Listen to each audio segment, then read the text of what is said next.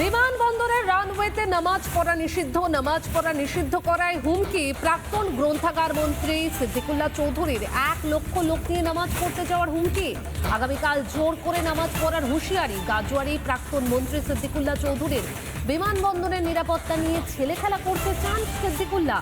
মানুষের নিরাপত্তার থেকেও ধর্ম বড়। আমরা দেখিয়েছিলাম সেই একদম যেখানেই বিমানবন্দরের রানওয়েতে যেখানে এই মসজিদ, সেখানে নিরাপত্তা বিঘ্নিত হয়, কারণ প্রত্যেক দিনই একাধিক বহিরাগতরা প্রবেশ করত নামাজ পড়ানোর জন্য। এই মুহূর্তে এন্ট্রি পাস দেওয়া বন্ধ রয়েছে, অর্থাৎ নিরাপত্তা নিয়ে একটা বড়সড় প্রশ্ন। এবং এরই পাশাপাশি আমরা দেখিয়েছি ছবি আপনাদেরকে যে সেখানে বিমান ওঠানামার ক্ষেত্রেও কিন্তু ব্যাঘাত ঘটত। প্রাক্তন গ্রন্থাগার মন্ত্রী সিদ্দিকুল্লাহ চৌধুরী কি বলেছেন শুনবো।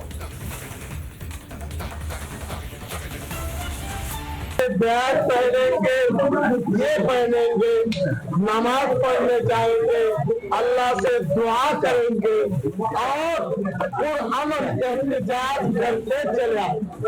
रिलोकेट का मसला नहीं है, ये गवर्नमेंट ऑफ वेस्ट बंगाल का काम नहीं है। सेंट्रल गवर्नमेंट को चाहिए दारुल उलूम देवबंद, जमीयत उलमा हिंद सेंट्रल कमेटी के रेक्टर प्रेसिडेंट के पास खत लिख के हम लोग भी साथ जाएंगे कि कैसे रिलोकेट हो सकता है। वो रास्ता विजन बताकर टेबल टॉक में हो सकता है। गवर्नमेंट स्टेट गवर्नमेंट का इसमें कोई से नहीं है। উত্তর দমদমের বিজেপি বিধায়ক সৌরভ শিকদার কি বলেছেন শুনবো।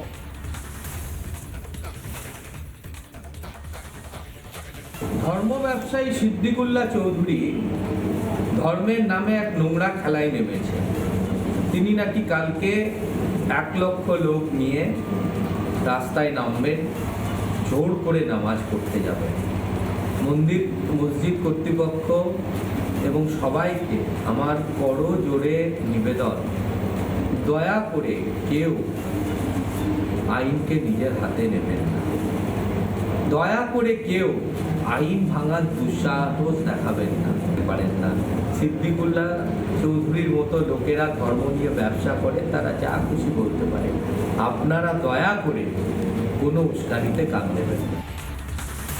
বিমানবন্দরের রানওয়েতে নামাজ পড়া নিষিদ্ধ করায় হুমকি দিচ্ছেন প্রাক্তন গ্রন্থাগার মন্ত্রী সিদ্দিকুল্লাহ চৌধুরী। মানুষের নিরাপত্তার থেকেও ধর্ম বড়। বিমানবন্দরের নিরাপত্তা নিয়ে ছেলে খেলা করতে চান প্রাক্তন মন্ত্রী। নানা ধরনের কন্টেন্ট দেখার জন্য লাইক করুন, শেয়ার করুন আমাদের ফেসবুক পেজ, সাবস্ক্রাইব করুন আমাদের ইউটিউব চ্যানেল। পাশাপাশি অন্যান্য ব্রেকিং নিউজের জন্য অবশ্যই চোখ রাখুন রিপাবলিক বাংলায়।